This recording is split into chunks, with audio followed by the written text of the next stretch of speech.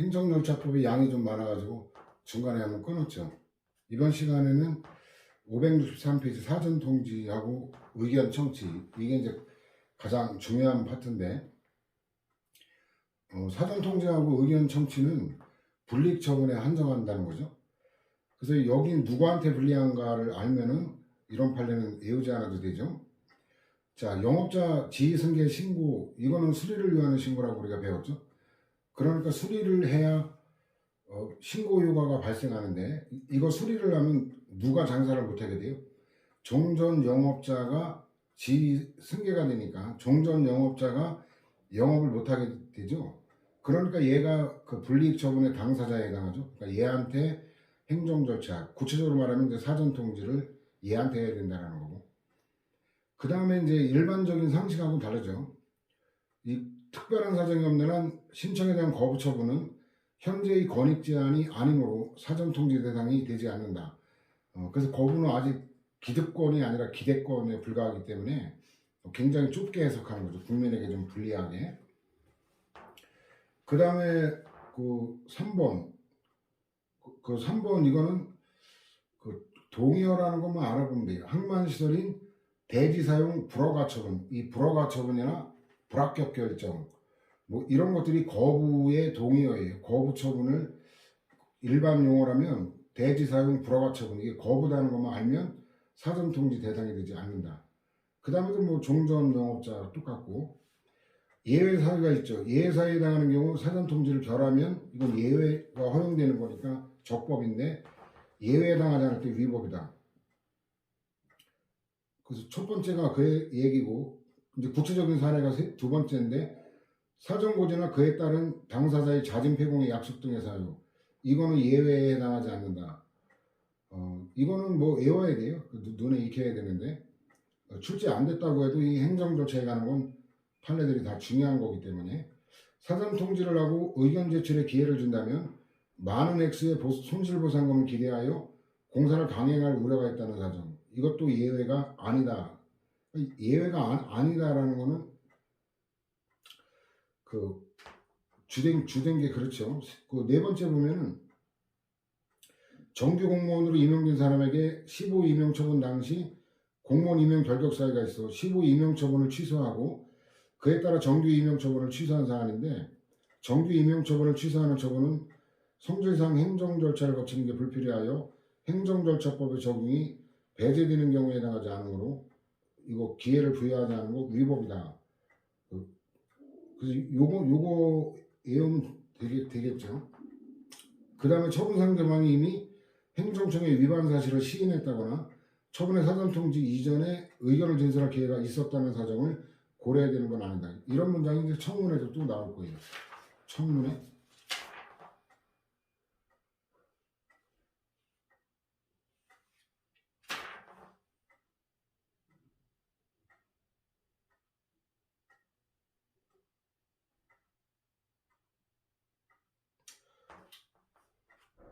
570인데 이거는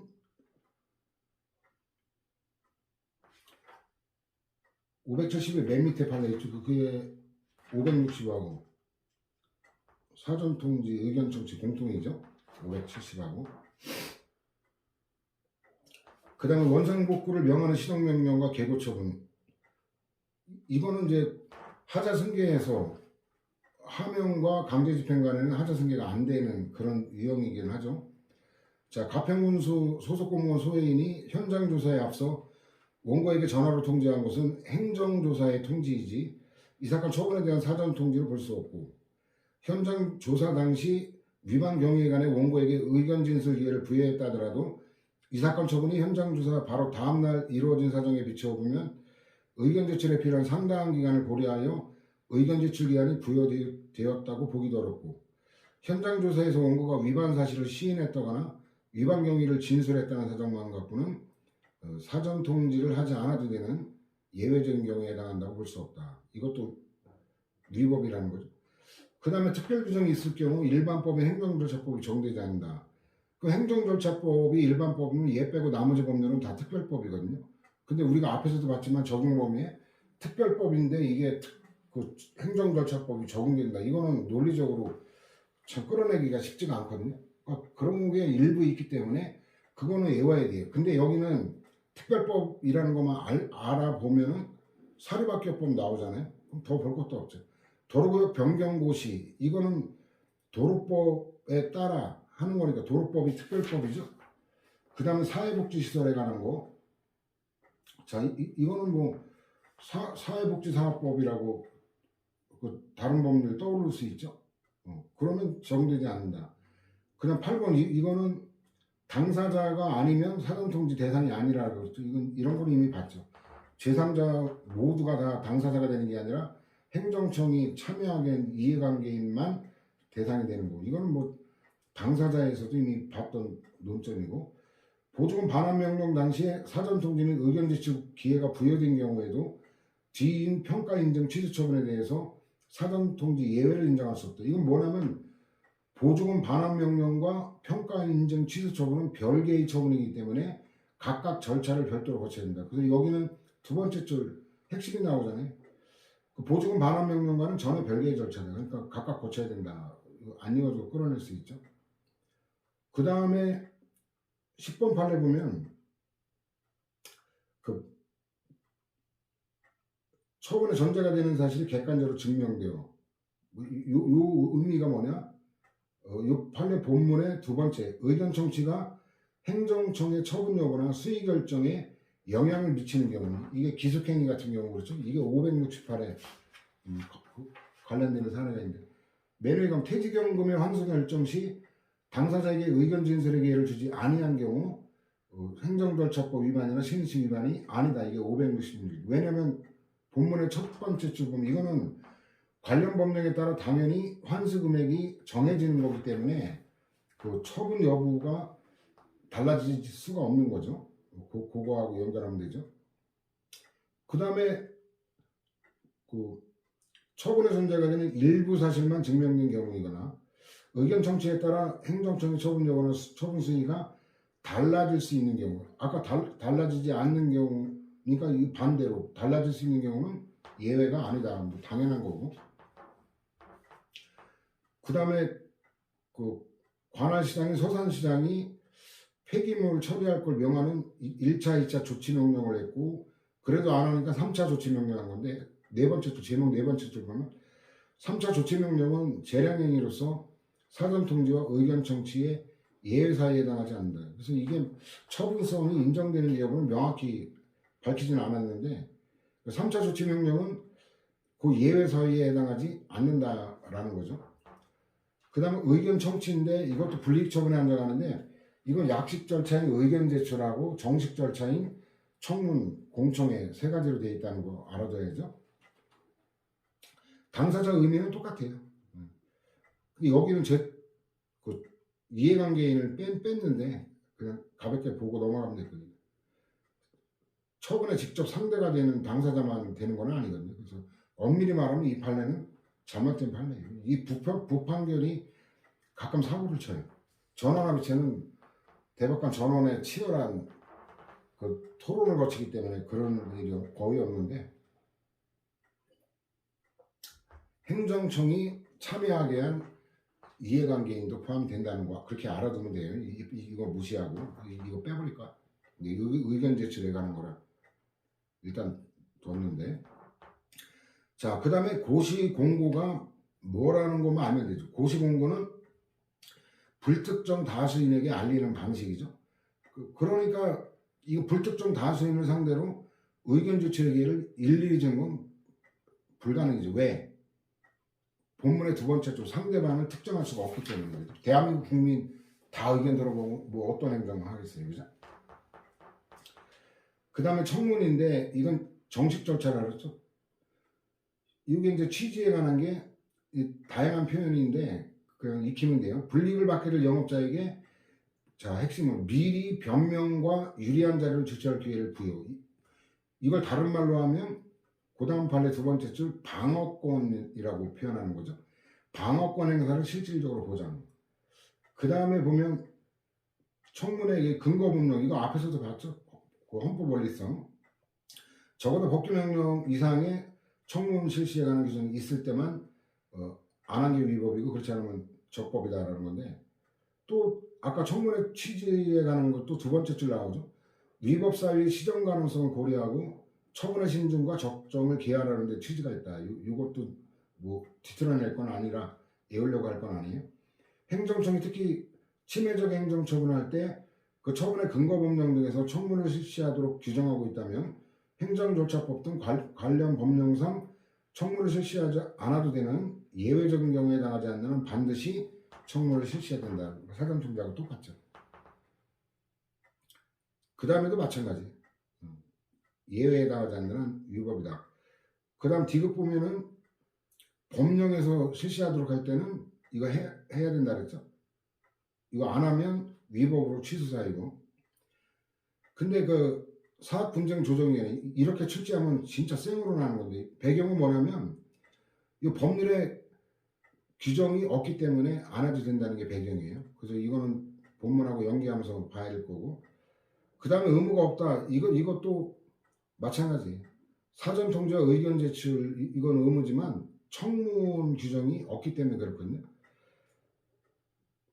그 다음은 중복된 거라 넘어갑시다.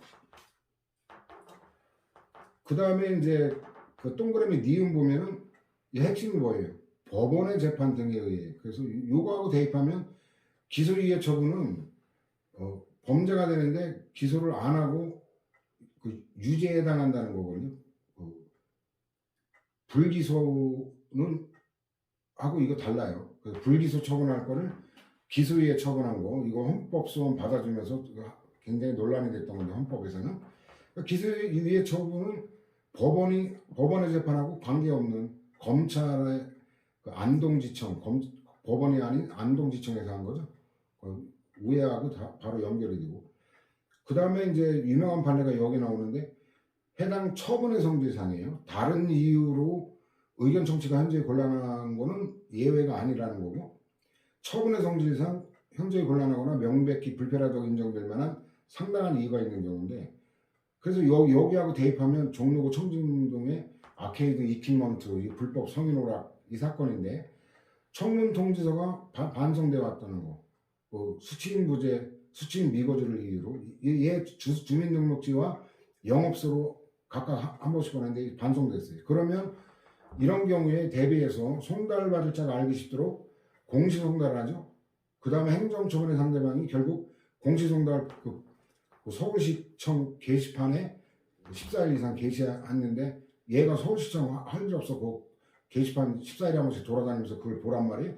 알 수가 없죠. 결국은 청문회 불출석했어요. 근데 이거는 처분의 성질과 무관한 다른 사유가 있기 때문에 예외가 아니다. 그래서 위법이라고 했죠.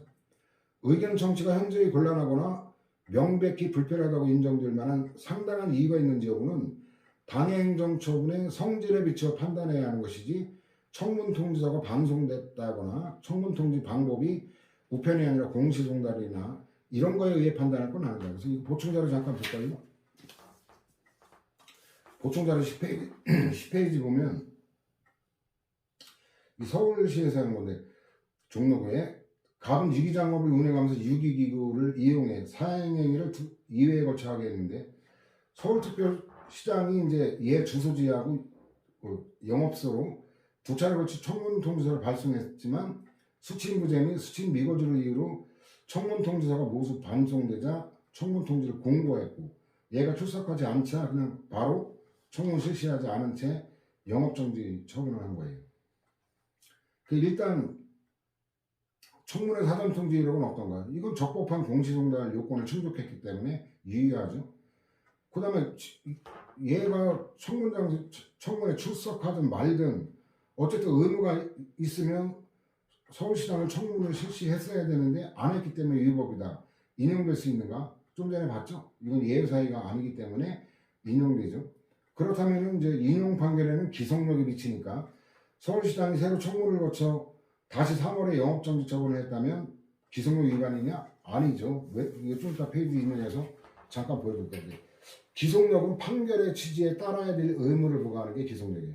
그러니까 판결의 취지가 청문을 안 거친 게 위법이라는 취지라면 청문을 거쳐 다시 동일한 영업정지 3개월을 했다 하더라도 판결의 취지를 존중한 거기 때문에 기성력 위반이 아니죠. 그 다음에 비번 판례 이거는 뭐 565 관련해 가지고 받고, 그 다음에 당사자가 의견 진술의 기회를 포기한다는 뜻을 명백히 표시한 경우인데 이거 외워야 돼요. 왜냐면 행정청과 당사자 사이에 의견 청취 절차 배제하기로 협약을 맺은 거예요. 그러면 이건 명시적으로 포기한다는 거 아니에요? 근데 예외 사유가 아니다. 이건 논리적으로 나올 수가 없는 판례라 외워둬야 됩니다. 그 다음에 그 청문회 종결인데 이거 자른매예요. 청문 결과를 반영해야 한다. 의무로 되어 있으니까 무조건 반영해야 되냐? 아닙니다. 그 앞에 뭐라고 되어 있어요? 상당한 이유가 있다고 인정하는 경우니까, 반대로 해석하면 상당한 이유가 있다고 인정하지 않을 경우에는 반영 안 해도 된다. 그러니까 판례는 당연하죠. 처분청이 이게 의견에 기속되어 있는 건 아니다. 그래서 본문의 세 번째 줄 보면 의견을 반영할 기회를 주어 이를 참작하도록 하고자 하는 데 있을 뿐이지 처분청이 그 의견에 기속되는 것은 아니다라는 거고, 청문회 하자 이거는 그 취소 사유죠. 주류적 입장. 이건 행정의 하자로 내가 봤죠. 그 다음에 여기 은행업 등의 인허가 취소하고 선행 그 계약 이전 결정, 이건 907하고 989에 연결되는데 원고적도 대상적도 잠깐 보고 올까요? 907. 907에 보면 그 도표에 3번 있죠. 계약 이전 결정으로 침해되는 주주들의 이익. 이게 571, 989하고 연결되는데 989는 대상적격이 또 관계되죠.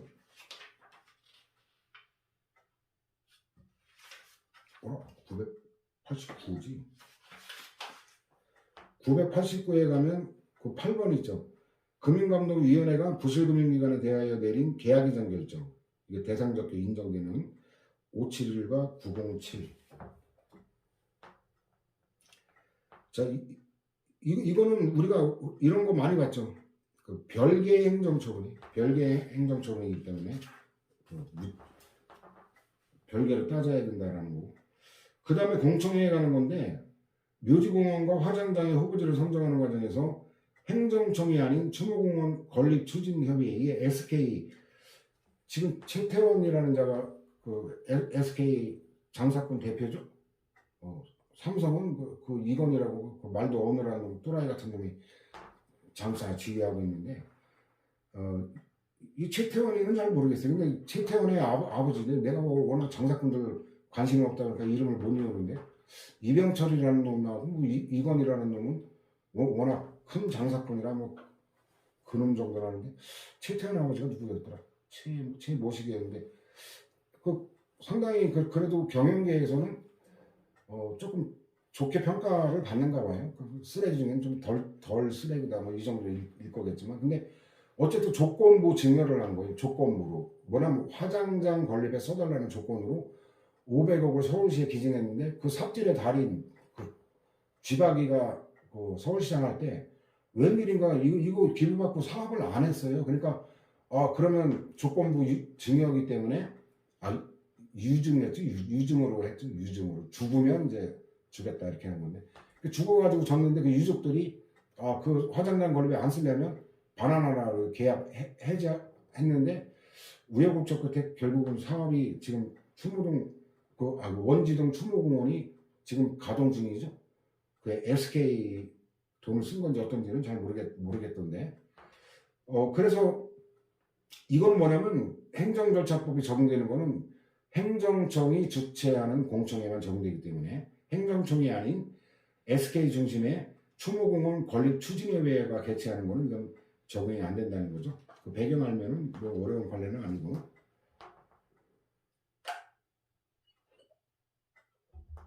절차자의 독자적 위법사 인정 여부, 이거 555하고 1089하고 연결되는데 555는 이미 봤죠.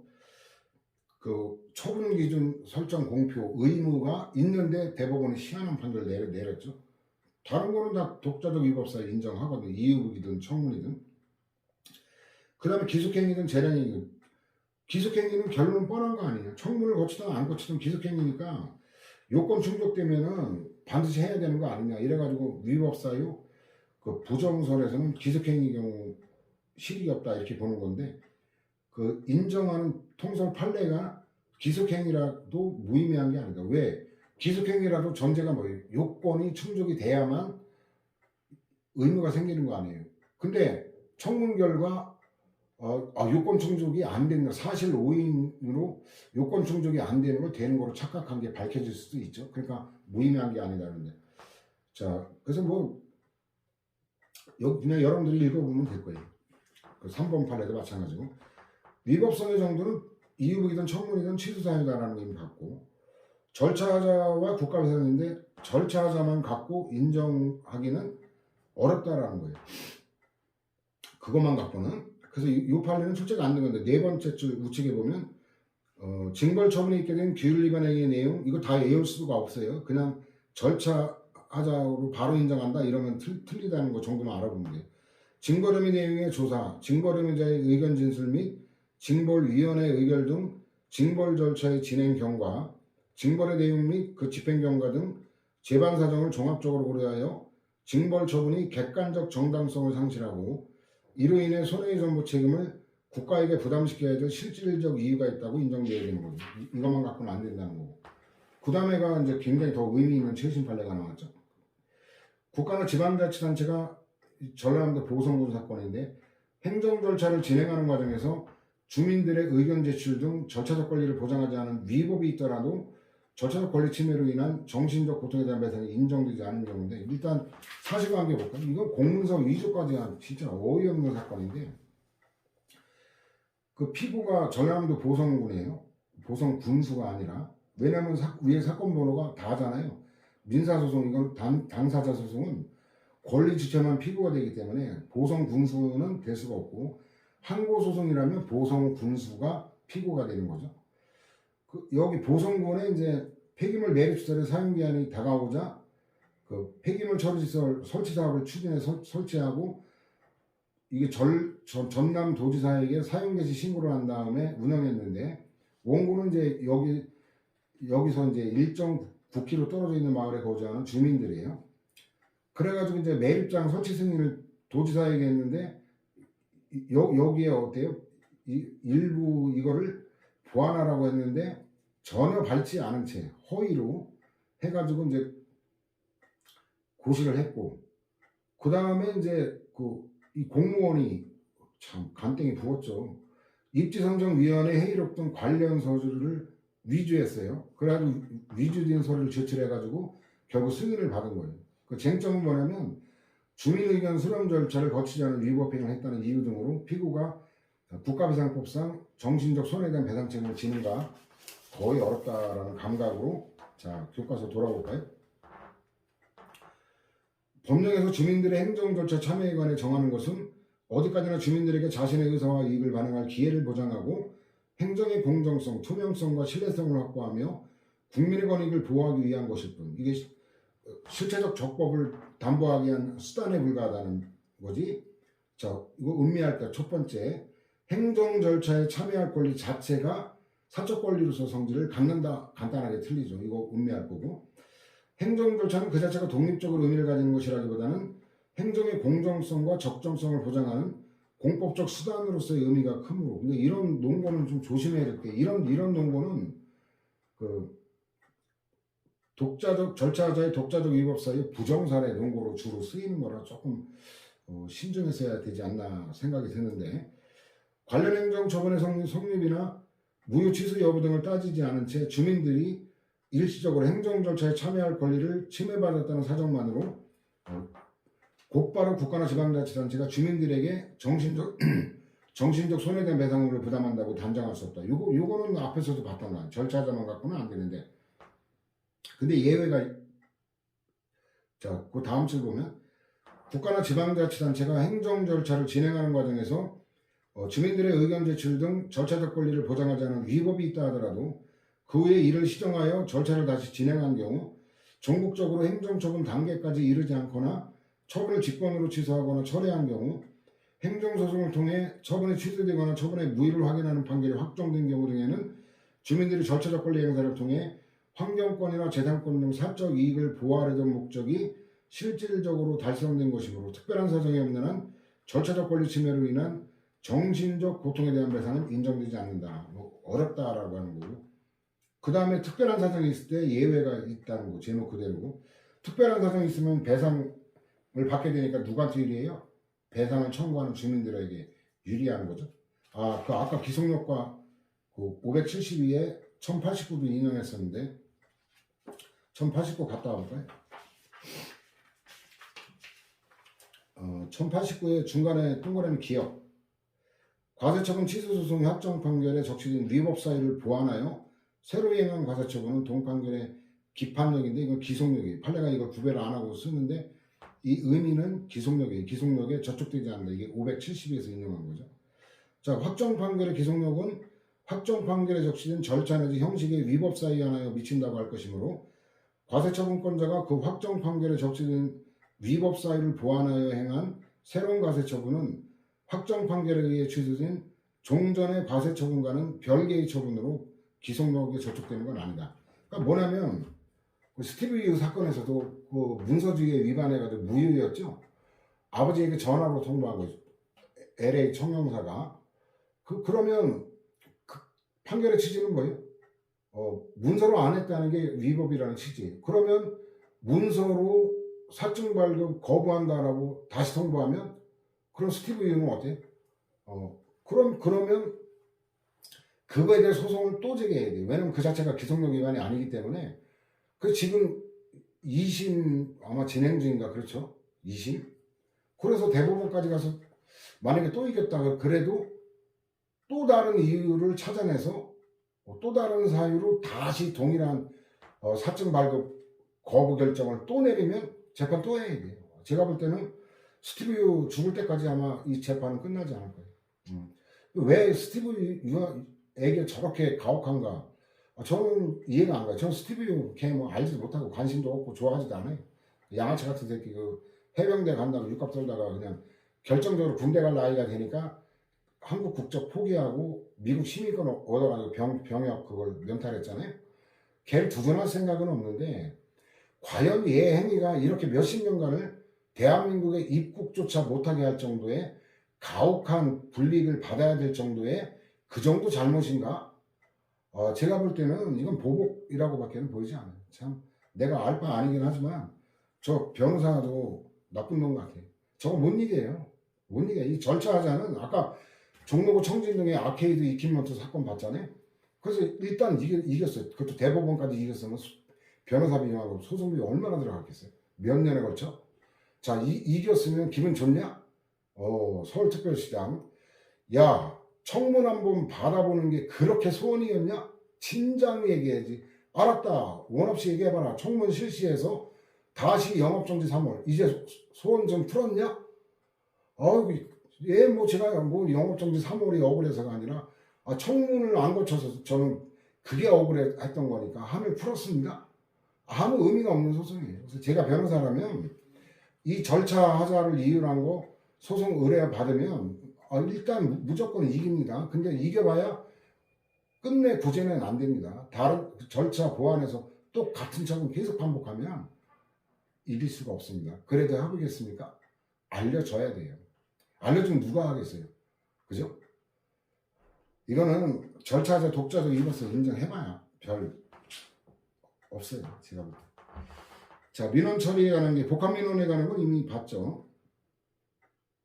그 다음에 그 사업계획 승인 신청 민원의 처리 기간, 이 처리 기간에 관한 거 이건데 특별한 규정이기 때문에 그 특별한 규정이니까 이게 시행령이 적용이 안 되니까 재량이 없다. 이게 적용되면 재량 임의로 연장할 수 있는 재량이 있는데 이게 적용 배제가 되는 특별 규정이라 재량이 없다. 그래서 이거는 중소기업 창업 지원법이라는 명칭 딱 보면 특별법 눈치챌 수 있죠.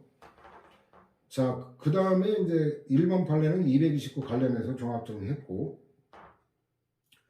그 다음에 그 사전심사 결과 통보는 항고소송의 대상이 되는 처분에 해당하지 않는다. 그래서 이게 사전심사 청구 제도는 민원인이 대규모의 경제적 비용이 수반되는 민원사항에 대해 간편한 절차로서 미리 행정청의 공적 견해를 받아볼 수 있도록 하여 민원행정의 예측 가능성을 확보하는 데 취지가 있다. 이런 취지가 316에 가면 316에 가면 다단계 행정결정의 취지하고 똑같아요.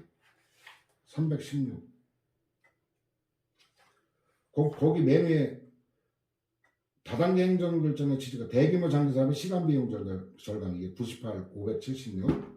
자 뭐냐면 우리가 그때 그 폐기물 처리업 봤잖아요. 그 트럭하고 해서 한 6억인가 7억 정도 돈 들어갔는데 그 거부당해가지고 결국 구제가 되긴 했지만 여기도 마찬가지죠. 몇 억 투자해가지고 그 인허가 신청했더니 거부당하면 그 완전 날리는 거잖아요. 그러니까 돈 투자하기 전에 사전심사 봐가지고 사전심사 이 사전심사가 저기 판례규제에는 안 해놨죠. 316에 그 법이 바뀌어가지고 저 뺏는 것 같은데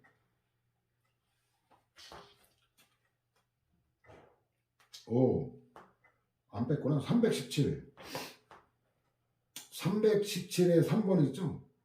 건축허가는 기속행위이므로 건축법상 사전결정도 기속행위다. 그거하고도 576하고 관계가 되는 거예요. 여기 건축법상 사전결정은 처분성 인정했거든요. 사전결정인데 근데 뭐 명칭만 사전심사 결과 통보하고 명칭만 다른데 근데 결론이 다를 이유가 있나요? 없어요. 이건 논리적으로는 끌어낼 수가 없는 거예요.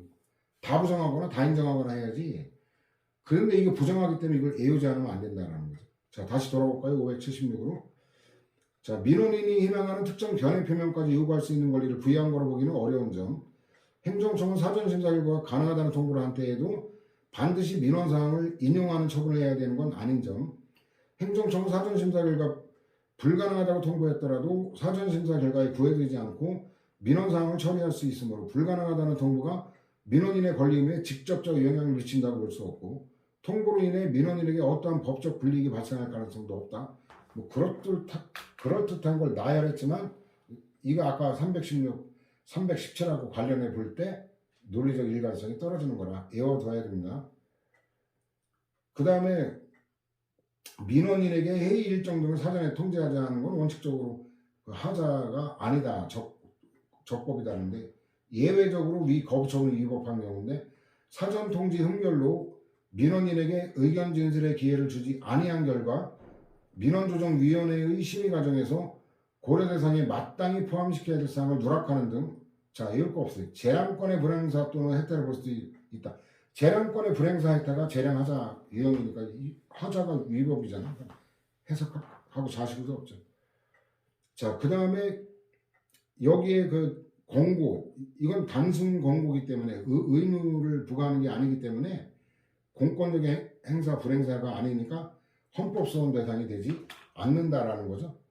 자 이렇게 해서 이제 행정절차법과 민원 처리에 관한 법률 행정규제 기본법에 관한 걸 끝나고 다음 시간에는 이제 정보공개법하고 개인정보보호법으로 이제 2편을 마무리하게 되는데 여기 정보공개법 이해하도 어려운 건 없어요. 근데 개인정보보호법은 굉장히 복잡하게 돼가지고 그거는 굉장히 어려워요. 굉장히 어려운데 그래서 앞으로 판례가 축적돼야만 그 의미가 명확해질 수 있는 법률치고는 굉장히 전문적이면서 그 문장도 길고 방대한 객관적으로 실무자의 입장에서 굉장히 어려운 법이에요. 근데 아직까지 판례난 거는 뭐 상대적으로 어렵다는 거지 그렇게 난해한 건 아니기 때문에 너무 걱정하지 않아도 되고 자 그렇게 해서 다음 시간에 정보공개법 이하 2편을 마무리하도록 합시다.